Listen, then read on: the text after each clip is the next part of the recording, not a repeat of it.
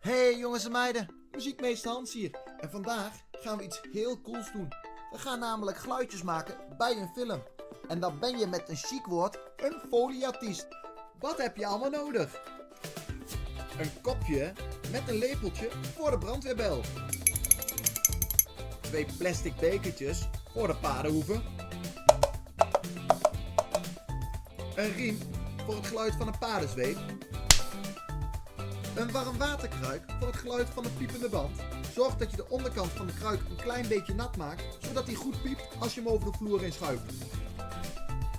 Een mondstuk van een blokfluit. Deze wordt gebruikt voor het gefluit van de boze meneer.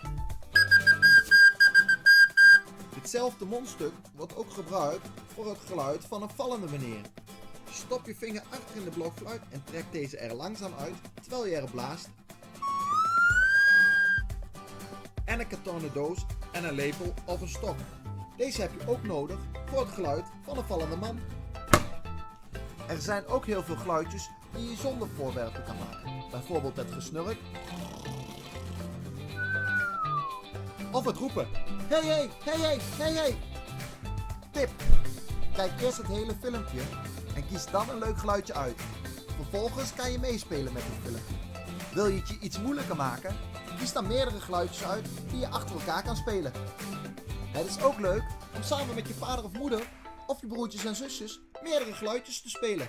Ik ben zo dadelijk te zien in alle hoeken met verschillende geluidjes. Kijk goed en speel dan mee.